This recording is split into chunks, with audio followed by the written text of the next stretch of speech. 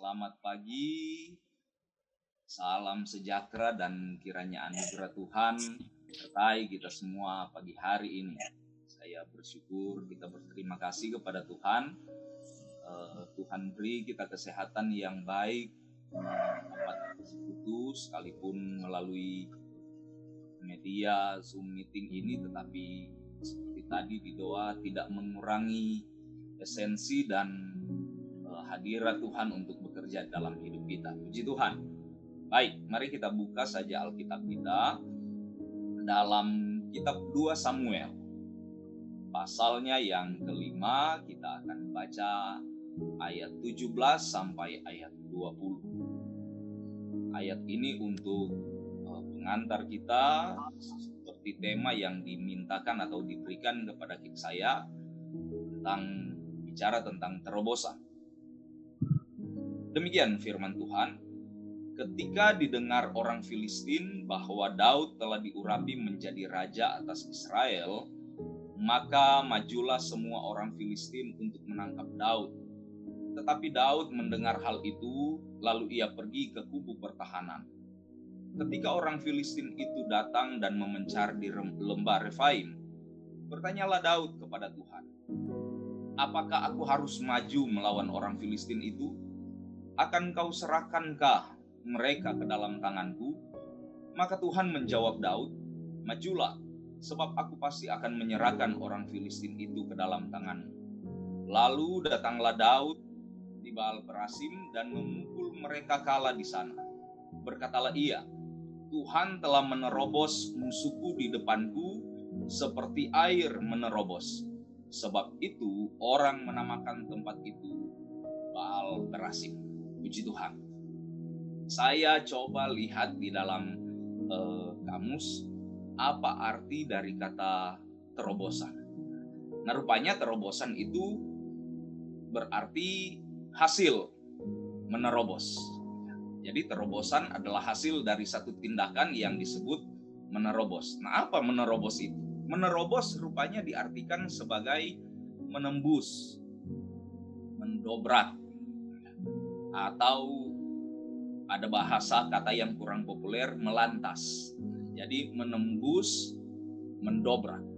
Nah, jadi kalau kita bicara tentang terobosan, maka untuk memastikan atau untuk melihat terjadinya terobosan, paling tidak ada dua hal yang dibutuhkan.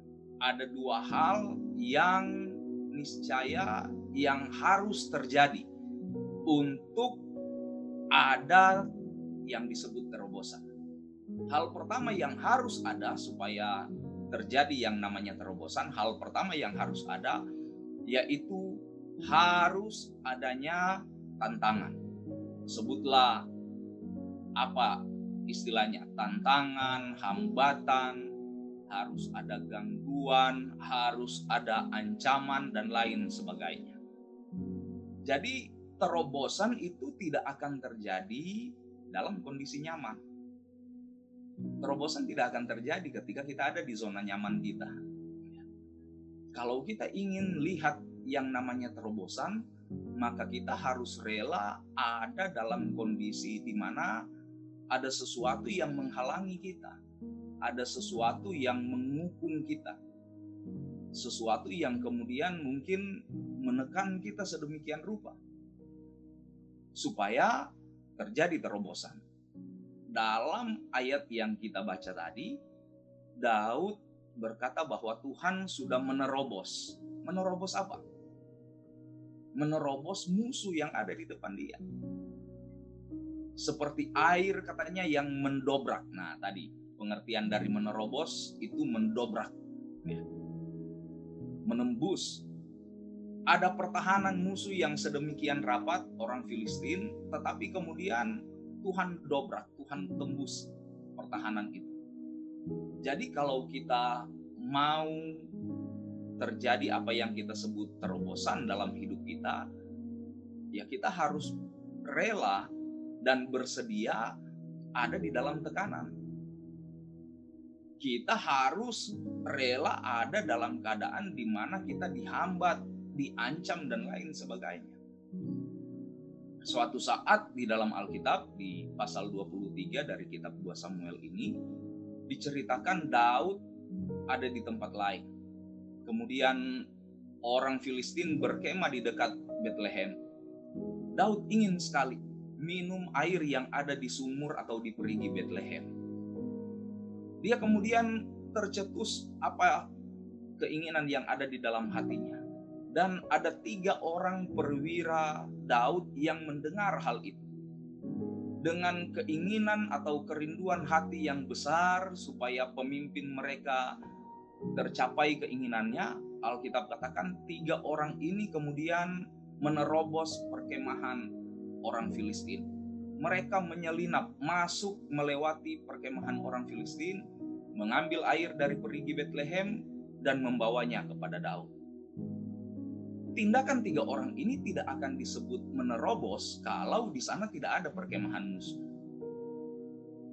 Hanya akan disebutkan bahwa mereka pergi mengambil. Tetapi karena ada perkemahan musuh yang tentunya dijaga sedemikian rupa dan orang-orang ini melewati perkemahan itu tanpa ketahuan, tindakan itulah yang kemudian disebut menerobos. Bicara tentang terobosan, saya bisa katakan begini. Justru ketika ancaman semakin hebat, justru ketika hambatan itu semakin kuat, ketika tekanan itu semakin besar, maka semakin dahsyatlah terobosan yang akan terjadi. Dalam keadaan nyaman, tidak ada yang namanya terobosan. Tapi ketika tekanan makin kuat, ketika hambatan makin besar, maka kita akan melihat terobosan itu akan terjadi makin dahsyat. Sebab ya tadi, mendobrak. Ya. Kita tidak mungkin mendobrak dinding batu hanya dengan misalnya palu yang kecil. Kita harus pakai alat pendobrak yang lebih besar, mungkin bulldozer dan lain sebagainya. Dibutuhkan tenaga yang lebih kuat karena hambatannya besar, tantangannya kuat. Dan kalau hal itu terjadi atau terobosan itu terjadi, itu terobosan yang luar biasa karena tantangannya besar. Jadi yang pertama harus ada tantangan. Yang kedua, supaya terobosan terjadi, yaitu adanya iman. Kalau kita bicara tentang poin pertama tadi, kita mungkin ingat Yesaya pasal 59 ayat 19 dalam bahasa Indonesia dikatakan bagian terakhir, sebab ia akan datang seperti arus dari tempat yang sempit yang didorong oleh nafas Tuhan. Nah, bagian itu dalam bahasa Inggris versi King James, kalau saya terjemahkan bebas, ketika musuh akan datang seperti banjir, Roh Tuhan akan mengangkat standar melawan dia. Nah, rupanya kalimat dalam bahasa Inggris ketika musuh Tuhan datang seperti banjir, Roh Tuhan akan mengangkat standar melawan dia. Di bahasa Indonesia diterjemahkan, ia akan datang seperti arus dari tempat yang sempit yang didorong oleh nafas Tuhan.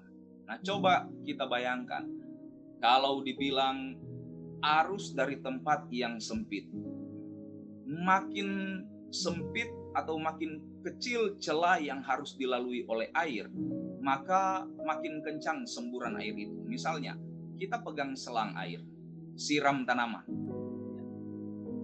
Kalau selangnya kita buka besar, ya air akan mengucur deras. Tapi jangkauan air itu tidak jauh.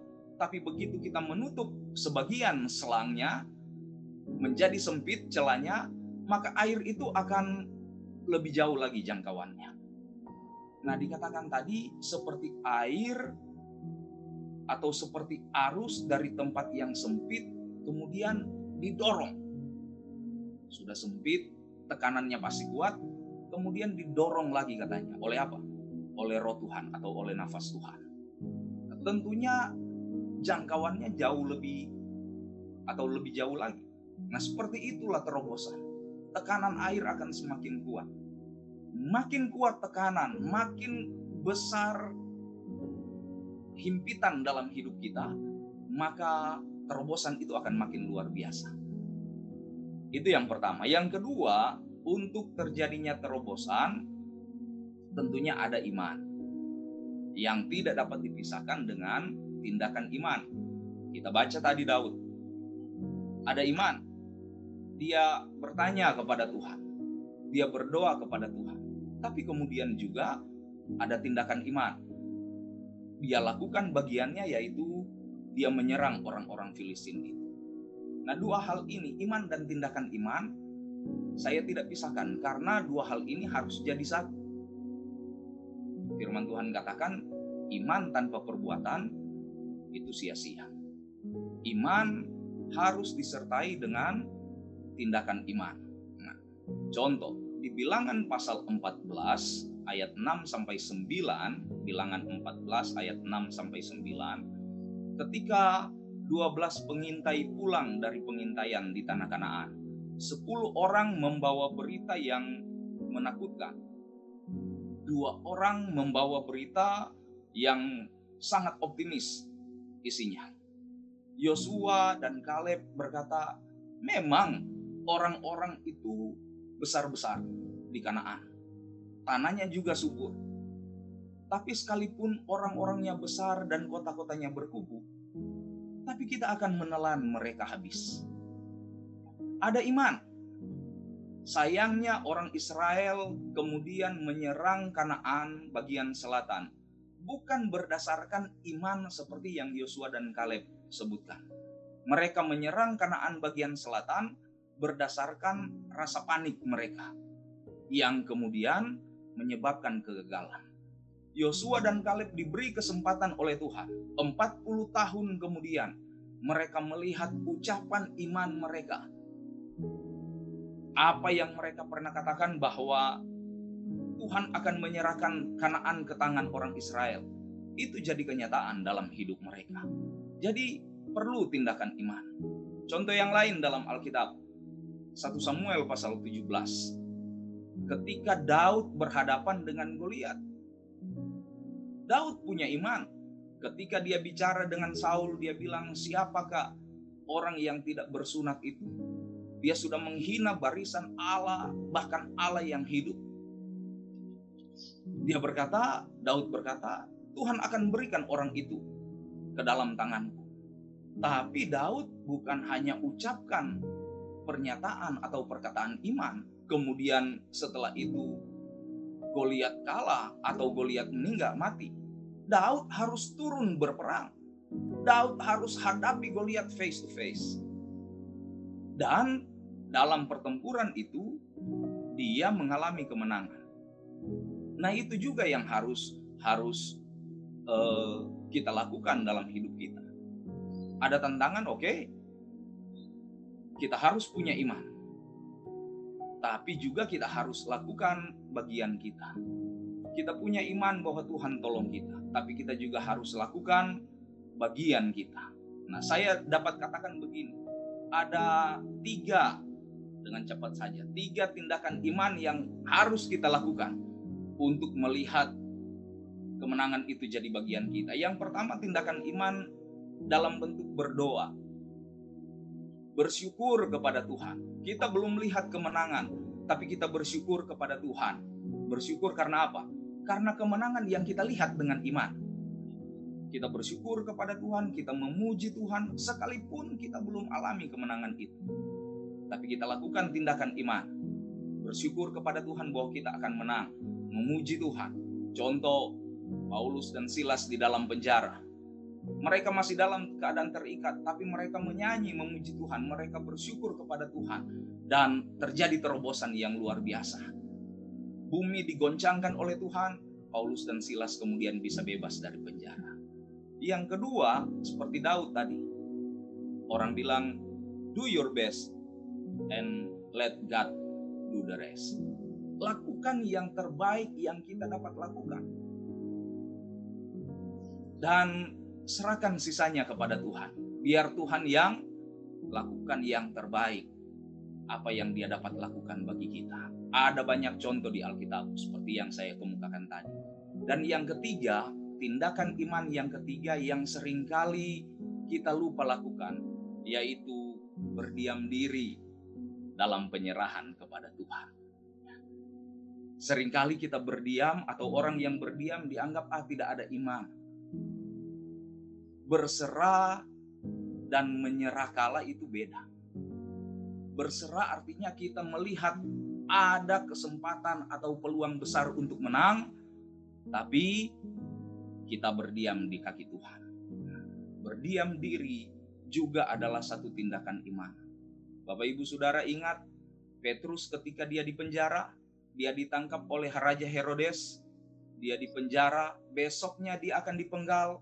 Alkitab katakan malam sebelum dia dipenggal, dia tidur dengan nyenyak.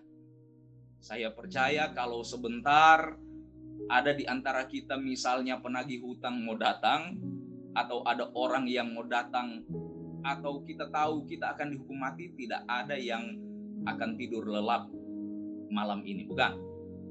Kita pasti takut, kita pasti khawatir. Tapi Petrus dia tidur lelap. Kenapa? Karena dia ingat ketika Yesus mau naik ke sorga, ketika Yesus tanya kepada Petrus, apakah engkau mengasihi aku? Iya Tuhan, kata Petrus. Tuhan kemudian katakan, gembalakan domba-dombaku. Tuhan Yesus kemudian berkata kepada Petrus, engkau pada masa mudamu engkau ikat pinggangmu, engkau pergi kemana engkau pergi. Di masa tuamu ketika putih rambutmu, orang yang akan mengikat tanganmu dan membawa engkau ke tempat di mana engkau tidak suka.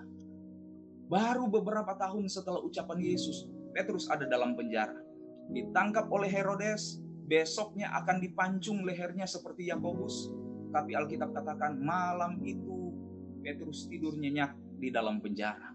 Malaikat yang datang bebaskan dia pun harus tepuk dia dengan keras untuk membangunkan Petrus. Kenapa Petrus bisa tidur dengan nyenyak? Karena dia ingat apa yang Yesus bilang, bahwa dia akan mati ketika rambutnya sudah putih, ketika dia sudah tua. Saya coba tempatkan diri saya sebagai Petrus. Mungkin Petrus berpikir, Yesus pernah janji saya akan mati di usia tua. Sekalipun besok Herodes bilang dia akan penggal saya masih muda malam ini. Daripada pusing, lebih baik tidur saja. Entah bagaimana caranya, besok saya pasti tidak akan mati. Karena apa? Saya masih muda. Yesus janji saya akan mati saat sudah tua. Bapak Ibu, iman Petrus kepada perkataan Yesus membuat Petrus bisa tidur nyenyak sekalipun diancam besok lehernya akan dipenggal. Terobosan terjadi kadang-kadang justru bukan ketika kita bergerak banyak. Terobosan terjadi justru seringkali ketika kita ambil tindakan iman, berdiam diri di dalam penyerahan kepada Tuhan. Hari-hari ini bagaimana keadaan Bapak Ibu Saudara? Bagaimana keadaan kita semua? Ada dalam tekanan? Ada dalam masalah? Berterima kasih kepada Tuhan. Karena apa? Itu artinya terobosan akan terjadi. Makin besar masalah dan persoalan yang engkau alami, bersyukur kepada Tuhan. Itu artinya terobosan yang akan terjadi juga akan semakin lebih luar biasa lagi. Rasul Paulus katakan, aku bersyukur ketika aku ada dalam keadaan lemah. Kenapa? Disitulah aku akan melihat kuasa Tuhan akan dinyatakan sempurna dalam hidup. Haleluya. Tuhan kiranya menolong kita. Tuhan kiranya memberi kita kekuatan untuk kita dapat melihat pada akhirnya. Di tengah kesulitan dan kesukaran, di tengah himpitan, tantangan yang kita hadapi hari-hari ini, Tuhan beri kita kesempatan untuk kita dapat melihat pada akhirnya ada terobosan yang begitu kuat.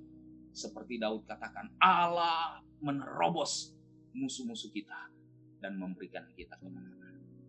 Haleluya. Puji Tuhan, saya tidak perpanjang renungan, mari kita tundukkan kepala, kita mau berdoa pagi hari ini. Haleluya. Haleluya. Haleluya. Haleluya, haleluya. Haleluya, haleluya, haleluya. Terima kasih ya Tuhan. Haleluya. Terima kasih, terima Glory, kasih. haleluya. Terima kasih. Haleluya, Haleluya. Di haleluya. hari ini kami datang kepada Haleluya. kami bersyukur karena Tuhan kami mengawali hari kami. Di tengah-tengah begitu banyak informasi yang ada di hari-hari ini ya Tuhan. Kami memulai hari kami dengan mendapatkan informasi yang paling luar biasa, yaitu kebenaran firman. Firman yang kembali mengajar kami, mengingatkan kami untuk kami menjadi orang-orang yang tidak takut. Sekalipun kami hidup hari-hari ini begitu banyak tantangan, begitu banyak ancaman ya Tuhan. Ada tekanan-tekanan yang datang menghimpit hidup kami. Tapi kami belajar dari firman-Mu bahwa justru dalam keadaan-keadaan seperti itu, kami punya kesempatan yang luar biasa untuk melihat Engkau bekerja di dalam hidup kami, melakukan terobosan-terobosan yang dahsyat dan luar biasa, yang akan membuat kami terpesona akan dan membuat kami memuji dan memuliakan. Terima kasih Tuhan. Kami serahkan seluruh hidup kami ke dalam tangan-Mu untuk sepanjang hari ini. Biarlah pimpinan, tuntunan, pangan, anugerah Tuhan ada menyertai kami ya Tuhan. Bawa kami untuk berjalan dengan mata yang memandang kepada Engkau. Bawa kami untuk melihat Tuhan apa yang Engkau kerjakan dalam hidup kami di dalam kasih dan anugerah-Mu yang luar biasa itu. Pagi hari ini kami berdoa, Tuhan kiranya menilik setiap kami yang ada, yang datang, yang Tuhan bersekutu bersama-sama, sekalipun melalui media Zoom meeting. Tuhan, Engkau melawat kami satu persatu, puji nama-Mu masing-masing, rumah kami masing-masing. Tuhan, Engkau tahu keadaan kami. Haleluya. Mungkin hari-hari ini kami jalani hidup yang berat karena keadaan dunia yang tidak menentu. Tapi kami bersyukur karena kami memiliki juru selamat. Kami memiliki Tuhan yang tidak pernah tinggalkan kami. Tuhan, tolong kami, jamah kami. Biarlah kuasa-Mu atas hidup kami. Anak-anak kami berdoa serahkan pekerjaan, usaha kami berdoa serahkan seluruh keluarga besar kami ke dalam tangan Tuhan. Sepanjang hari ini biarlah pimpinan-Mu jadi bagian kami semua.